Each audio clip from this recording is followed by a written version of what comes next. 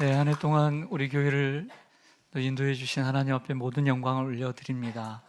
네, 코로나가 끝나고 우리가 주님 앞에 마음껏 이렇게 드릴 수 있는 시간들이 있었다는 생각이 듭니다. 그래서 시간 모아뒀던 이러한 사진과 영상들을 이렇게 모아서 잘 준비해 주셔서 고맙습니다. 오늘 송구영신 예배에 올라오신 여러분을 주님의 이름으로 축복합니다. 한 해 동안도 고생하셨고요. 그러나 우리의 앞날은 어둡지만은 않습니다. 비록 사람들은 어둡다 해도 우리는 여호수아와 갈렙처럼 하나님께서 우리에게 주신 미래는 밝음을 우리가 믿습니다. 우리 서로 이렇게 인사하겠습니다. 네, 당신은 우리 교회 시온산 교회 보배입니다. 당신은 시온산 교회 보배입니다. 네. 2023년 한 해가 역사의 뒤편으로 물러가고 2024년 대망의 새해가 우리 앞에 이제 1시간 앞으로 다가왔습니다. 올 한 해도 함께 하신 우리 주님께서 2024년 한 해도 하나님께서 여러분들 앞장서 가시고 여러분들과 동행하시고 또 뒤편에서 여러분들을 도우시기를 간절히 소망합니다. 이스라엘 백성들이 애굽에서 나온 후에 애굽에서 고센 땅에서 가나안 땅, 지금의 이스라엘까지 거리는 200에서 300km니까 한 달이면 좋게 갈 거리입니다.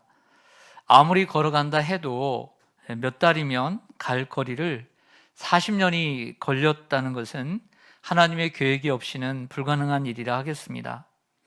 잘 아시는 대로 한 달이면 갈 거리를 40년 동안이나 걸려서 가게 된 격이는 가데스 바네아에서 12명의 정탐꾼을 보냈을 때 40일을 정탐하고 왔을 때 그들의 보고가 10명의 보고가 불신앙의 보고였기 때문에 그 하루를 1년으로 환산해서 40년 방황하게 된 계기는 그때입니다. 하지만 신명기 8장을 보면 모세가 40년을 지나고 난 다음에 회고를 하면서 이렇게 얘기합니다. 내 하나님 여호와께서 40년 동안의 광야길을 걷게 하신 것은 너를 낮추시고 시험하사 마음이 어떠한지 그 명령을 지키는지 아니 지키는지 알려 하심이었고 사람이 떡으로만 사는 것이 아니요 하나님의 입에서 나오는 말씀으로 사는 것임을 너희들이 알게 하기 위함이었고 하나님이 또한 너희를 낮추시고 또 시험하사 너희에게 또 복을 주기 위함이다 라고 얘기하는 장면이 있습니다. 무슨 얘기냐면 하나님께서 한 달, 두 달이면 갈 수 있는 길을 40년 동안 돌고 돌게 하는 것은 하나님의 계획이었고 어떤 계획이었냐면 이스라엘 백성들의 부족한 부분을 깨닫게 하고 모르는 부분을 알게 하고 그리고 복을 주기 위함이었다라고 하는 것이죠. 40년을 방황하게 한 하나님의 의도와 목적이 있었다는 것입니다. 우리의 인생도 마찬가지입니다. 때로는 빠른 길이 있는데 자꾸 하나님께서 돌게 하시고 또 지그재그로 인도하시는 데는 하나님의 뜻이 있는 것입니다. 자, 오늘 누가복음 9장의 본문도 이와 같은 맥락에서 이해할 수가 있는데요. 예수님께서 져야 할 십자가는 예루살렘에 있었습니다. 올라가야 할 고지가 바로 앞에 있지만 바로 올라가지 않으시고 돌아가는 길을 선택을 하셨습니다. 그 이유는 바로 제자들의 부족한 부분을 채우고 제자들이 아직도 몇 년을 예수님과 함께 있었음에도 불구하고 깨닫지 못한 것을 알게 하고 또 그들의 부족한 부분을 채우기 위해서였습니다. 그래서 누가복음 9장을 보면 예수님께서 곧바로 예루살렘으로 가시지 않고 제자들에게 자꾸 무엇인가를 말씀하시고 깨닫게 하시는 내용이 있습니다.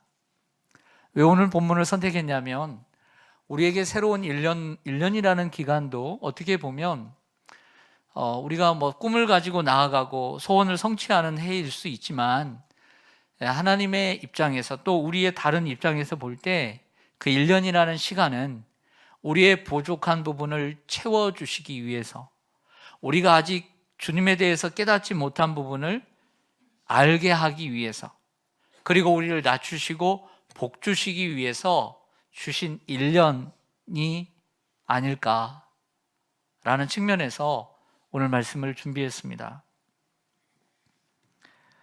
우리의 인생이 많이 남은 것 같지만 그렇지 않습니다.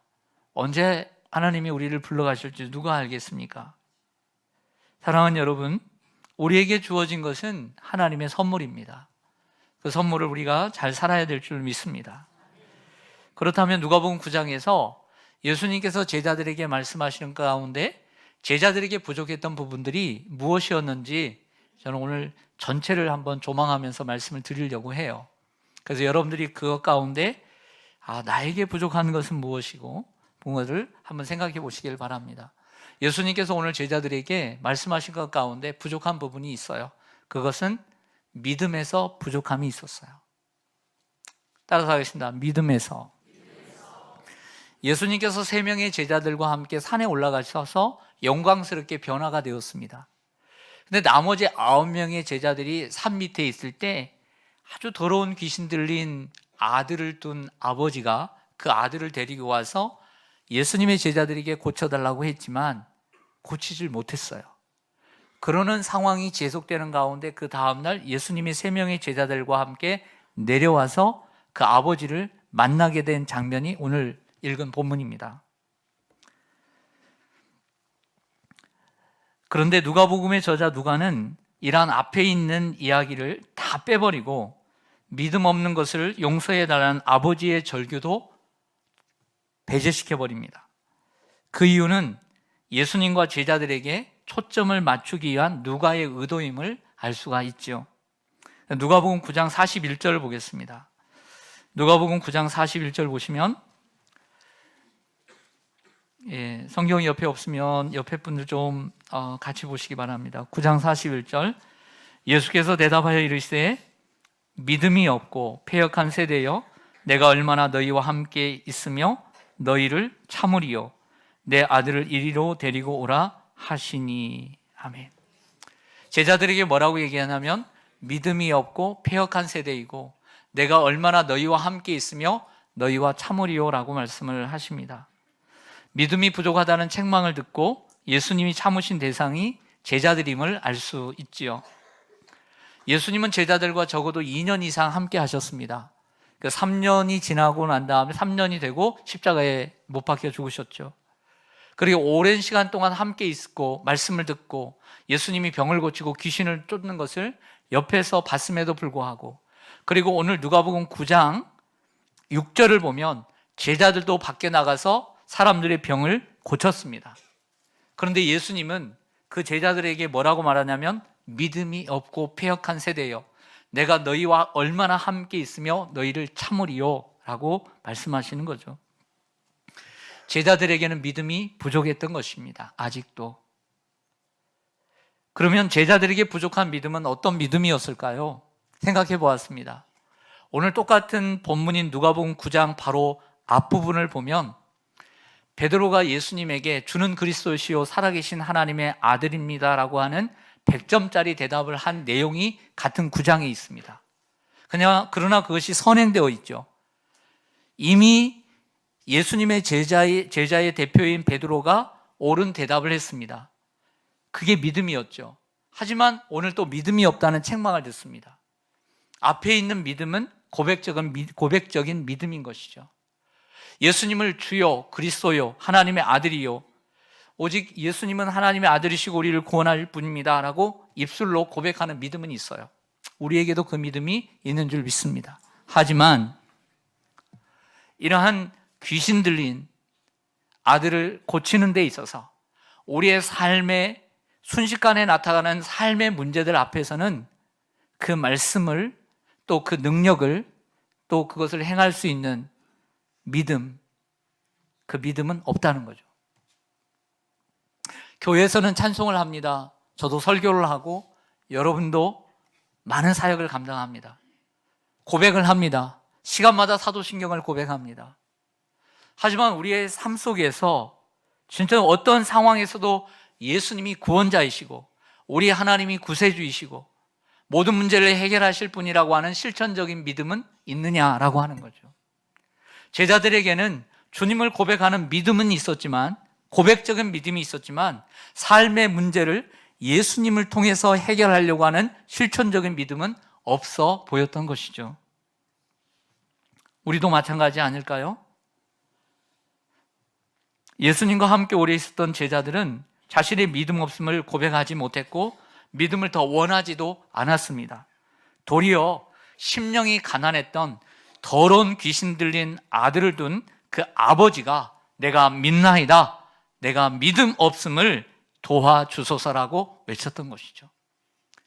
믿음이 진정 없는 사람은 믿음이 없다고 내가 주님을 믿기를 원합니다 고하지도 않았는데, 진정으로 믿음이 있는 사람은 고했던 것이죠. 우리가 한 해를 마감하고 새로운 한 해를 시작합니다. 고백적인 믿음은 계속 있을 것입니다. 그러나 우리에게 필요한 것은 어떤 상황에서도 예수님이 우리의 구세주가 된다는 것, 이것을 믿는 실천적인 믿음이 필요합니다. 그것이 믿음이 성장하는 것이고 성숙한 것이죠. 주님만 고백한다고 내 믿음이 좋다라고 절대 하지 않으셨습니다. 성경의 백부장이나 그리고 수로보니게의 여인, 그 두 여인에게 말씀하셨던, 칭찬하셨던 내 믿음이 크도다, 이스라엘 중에 너만한 믿음을 만나본 적이 없다라고 말했던 이 두 남녀의 상황 속에서의 실천적인 믿음 속에서 이 칭찬이 있었던 것이지, 나 주님 믿습니다, 하나님 당신이 온 우주의 창조주이십니다, 이런 고백 속에서 하나님이 역사하지는 않았다는 거죠. 우리의 삶 속에서, 고난 속에서, 아픔 속에서, 내가 내 힘으로 할 수 없는 상황 속에서 오직 주님만을 바라볼 수 있는 실천적인 믿음이 있어야 할 줄로 믿습니다.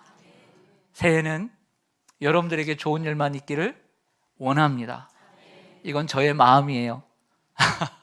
하지만 모르겠어요. 어려운 일이 있을 줄도 모릅니다. 그러나 그 상황 가운데서도 우리 주님을 붙잡는 이러한 실천적인 믿음이 있기를 바랍니다. 제자들이 어떤 부분에서 부족했냐면, 두 번째는 말씀을 이해하는데 부족했어요. 따라서 하겠습니다. 말씀 이해. 오늘 누가복음 9장 44절과 45절을 보겠습니다. 누가복음 9장 44절과 45절에 보면, 이 말을 너희 귀에 담아두라. 인자가 장차 사람들의 손에 넘겨지리라. 십자가에 죽으신다는 거죠. 하시되 그들이 이 말씀을 뭐하지 못하니, 알지 못하니 이는 그들로 깨닫지 못하게 숨긴 바 되었음이라. 또 그들은 이 말씀을 묻기도 두려워하더라. 아멘. 인자가 장차 사람들의 손에 넘겨지리라. 예수님이 곧 십자가에 못 박혀 죽으신다는 말씀이죠. 이것을 두 번째 예수님이 말씀하고 계심에도 불구하고 제자들은 그 말씀을 알지 못했다라고 얘기를 합니다. 이에 예수님은 더 가르치려 하셨지만 제자들은 묻기를 두려워했다고 기록을 하고 있죠. 한마디로 더 배우려 하려 들지 않았다는 것입니다. 제자들은 예수님께서 십자가를 지실 때만 해도 십자가를 이해하지 못했습니다. 엠마오로 가는 두 제자들, 예수님이 부활 이후에 만났던 엠마오로 가는 두 제자들의 대화 속에서도 볼 때 예수님이 부활하신 이후에도 예수님의 제자들은 십자가를 이해하지 못했던 것이죠. 제자들은 여전히 십자가를 이해하지 못한, 뭘 이해한 사람으로 누가는 기록해 주고 있는 것입니다. 물론 그들만의 이유가 있습니다. 당시 이스라엘은 로마의 식민지였고 그리고 그들을 해방할 왕이 필요했습니다. 하지만 그것이 말씀을 이해하지 못하는데 변명이 되지는 않습니다. 제자들은 예수님을 믿는 흉내를 내는 것 같고 예수님의 제자임을 보여주는데 바쁜 것처럼 보입니다. 여러분, 우리도 그렇지 않습니까? 교회를 오래 다녔습니다. 저도 오래 다녔습니다. 그래서 목사가 되었죠. 여러분, 제자들의 모습을 보면 예수님을 믿는 흉내를 내는 것 같아요. 그리고 예수님의 제자임을 보여주는데 바쁜 것 같아요. 근데 예수님은 그걸 아셨어요. 교회를 다니면서 사람들은 형식적이기 쉽습니다. 내가 예수 믿는 사람이야. 그래서 예수 믿는 사람 척 보이지 않으면 뭔가 이상한 것처럼 자꾸 예수님 믿는 사람으로 사람들에게 보이기는 해요. 하지만 진정으로 주님의 십자가를 이해는 하지 못하죠. 예수님의 제자임을 보여주는 데는 힘쓰지만 진정으로 예수님의 제자가 되려고 하지는 않았다는 것이죠. 오늘날 우리도 마찬가지일 수 있습니다. 나는 하나님을 믿는 사람이고, 나는 어느 교회를 다니고, 내가 몇십 년을 다녔고, 그래서 어떤 직분을 받았고, 교회 안에서 어떤 봉사를 한다고 하면서 사람들에게 보여주는 것으로 만족하고, 진정으로 예수님이 누구신지, 또 그분이 무엇을 하셨는지, 그리고 그분이 나에게 무엇을 원하시는지 열심히 묻기를 두려워하죠. 도리어 두려워해요. 그냥 내가 예수를 믿는 사람으로 보여주고 예수님의 제자라는 것을 내가 흉내내는 것으로 만족하지, 더 이상 예수님을 아는 것을 두려워하는 제자들처럼 우리도 그냥 예배에 또 신앙생활에 젖어서 살아가고 있지는 않은지 잠시 생각해 봅니다. 주님께서는 이런 사람을 찾는 것이 아니라 참고 견디고 계십니다. 내가 얼마나 참으리요. 새해에는 여러분, 우리가 제자들처럼 예수님의 입장에서 더 참으시는 사람 되지 말고요, 예수님이 찾으시는 사람이 되십시다. 할렐루야.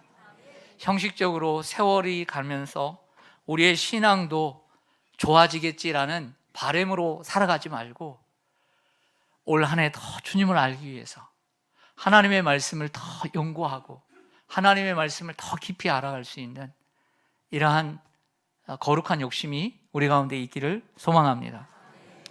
제자들이 어떤 부분에서 부족했냐면 오늘 겸손에서 부족했음을 알 수 있습니다. 따라서 하겠습니다. 겸손. 46절을 보겠습니다. 또 다른 이야기로 넘어가지만 맥락은 같습니다. 46절을 보면 제자 중에서 누가 크냐 하는 변론이 일어나니. 아멘. 저를 보시죠. 여러분, 애들이 싸우는 것은 그래도 봐줄만 하죠.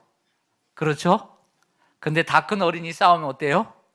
그것도 둘만 싸우는 것이 아니라 사람들 있는 데서 공개적으로 싸워요. 얼마나 불쌍스러운 얘기입니까? 근데 예수님의 제자들이 공개적으로 싸우고 있습니다. 그 주제가 뭔지 아세요? 우리 제자 중에서 누가 크냐? 한마디로 예수님이 왕으로 등극하면 누가 높은 자리에 오를 수 있느냐라는 것으로 싸웠던 것이죠. 이에 예수님께서는 실제로 어린아이 하나를 데려다가 그들 앞에 세워놓고 그들이 겸손하지 못한 것을 꾸짖으시는 것은 그들이 얼마나 어린아이처럼 유치한 짓인지 보여주시는 것입니다.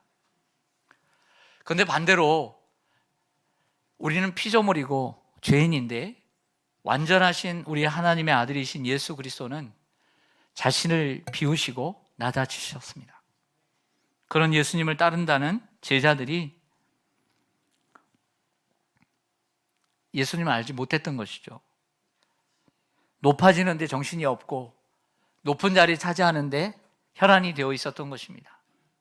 그러나 마태복음 11장 29절에 보면 예수께서 말씀하십니다. 나는 마음이 온유하고 겸손하니 나의 멍에를 메고 내게 배우라 말씀하셨고, 사도 바울은 빌립보서 2장 5절에서 너희 안에 이 마음을 품으라 곧 그리스도 예수의 마음이니, 겸손한 마음을 품을 것을 말씀하셨습니다. 한 해를 돌아봅니다. 아니, 우리의 지난 과거를 돌아봅니다. 겸손하지 못했음을 고백합니다. 남들보다 조금 잘하는 것을 많이 잘하는 것처럼 여겼습니다. 남들보다 조금 더 가진 것을 마치 많이 가진 것처럼 굴었습니다. 남들보다 조금 더 알고 일찍 먼저 아는 것을 다 아는 것처럼 여길 때가 있었습니다. 하지만 못하시는 것이 없고 모든 것을 가지셨으며 모든 것을 아신 예수님이시지만 겸손하셔서 자기를 낮추시고 자기를 부인하셨습니다. 그런데 제자들은 제자가 되기를 원했지만 그런 예수님을 곁에서 보고 따랐지만 겸손을 배우지 못했고 도리어 공개적으로 누가 크냐? 네가 크냐? 내가 크냐?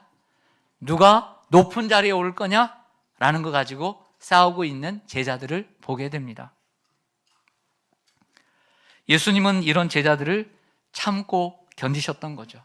내가 언제까지 너희를 참겠느냐? 그러나 예수님은 어린아이와 같이 자기를 낮추는 사람을 지금도 찾으시는 줄로 믿습니다. 우리가 새로운 한 해를 맞이하면서 우리가 힘써야 될 것, 우리가 건강도 챙기고 돈도 많이 벌고 공부도 열심히 해서 원하는 대학에 그리고 원하는 자격증을 따고 고시에 합격하는 것 소중한 일입니다. 그러나 우연히 어떤 한 장면을 보았습니다. 원래 원고에 없는 건데 TV 본 거 다 뽀록 나는데, 사극의 대명사 최수종인데 그 사극에서 무슨 살림 뭔가 모르겠는데 어떤 연예인, 탤런트, 멋진 연예인하고 아들이 다 커가지고 함께 최수종이 그 사극을, 그 고려 거란 전쟁 사극을 찍는데 찾아왔어요. 사인 하나 받으려고 찾아왔죠.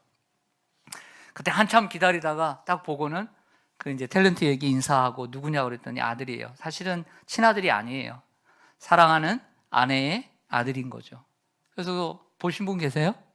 네, 그때 어떻게 하면 훌륭한 탤런트가 되려고 하는데 어떻게 하면 훌륭한 탤런트가 될 수 있을까요?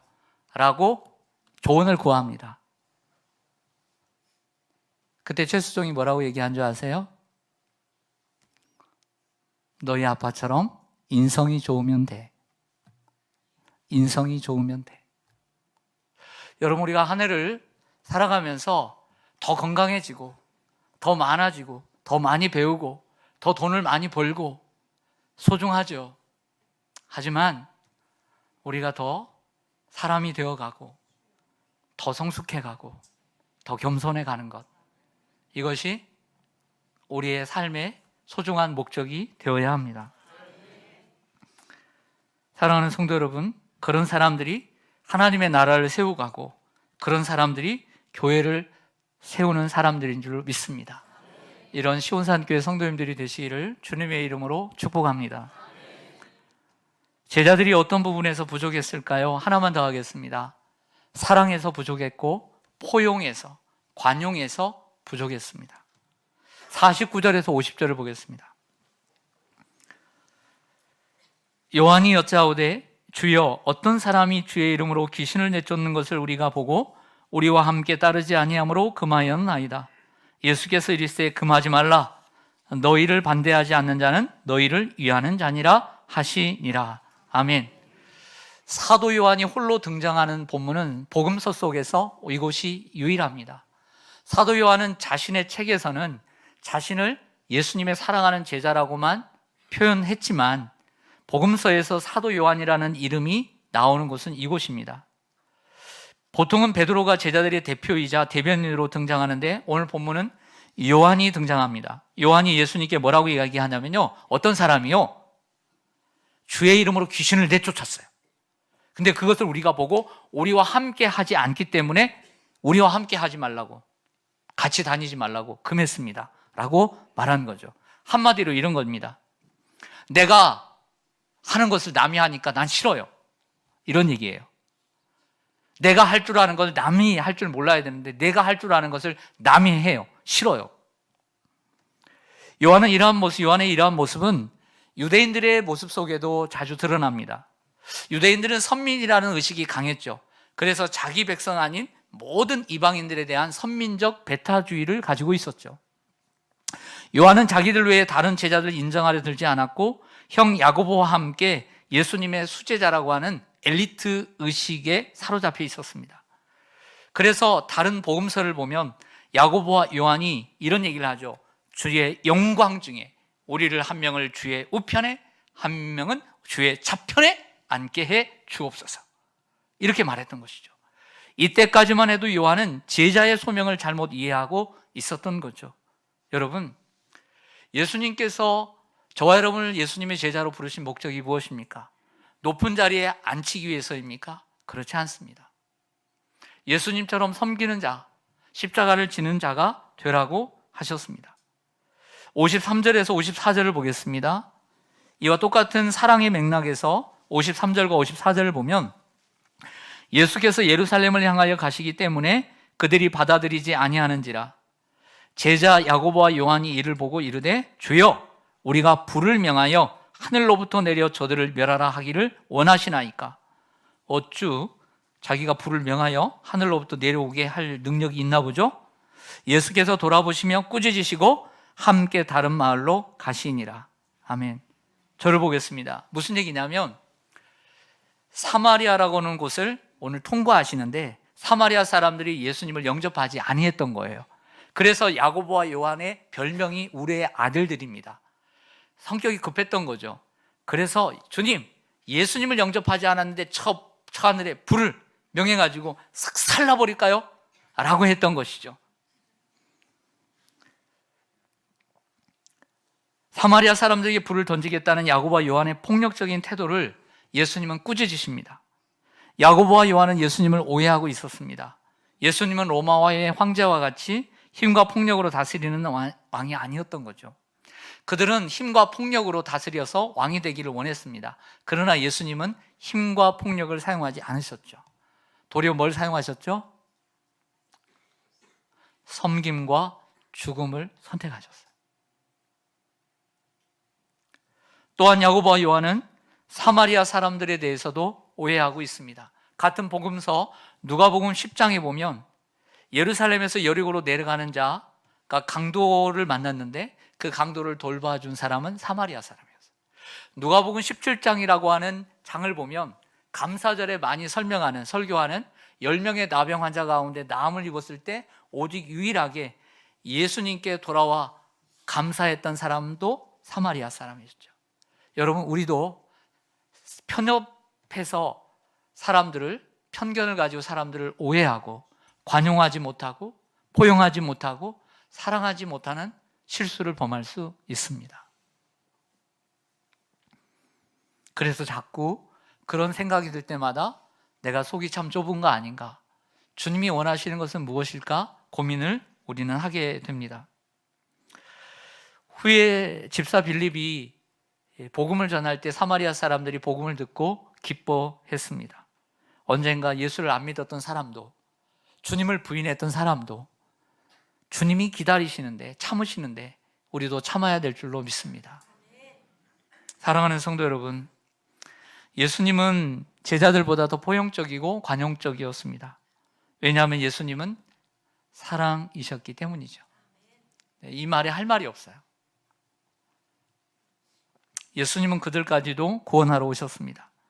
하지만 제자들은 자기 안에 갇혀 있었고 자기 의에 빠져 있었습니다. 예수께서 이르시되 금하지 말라, 너희를 반대하는 자는 너희를 위하는 잔이라고 하셨습니다. 자, 마지막입니다. 제자들의 잘못된 관점은 뭐냐면, 예수님을 위해요. 예수님을 알리고 예수님을 전하기를 원하는데 누가 예수님을 전하는데 관심이 있어요. 누가 예수님을 전해야 된다고 생각해요? 내가. 예수님을 알리고 예수님을 높이는데 누가 예수님을 알리고 예수님을 높일까에 관심이 있어요. 누가 전해야 돼요? 내가. 누가 알려야 돼요? 내가. 누가 높여야 돼요? 내가.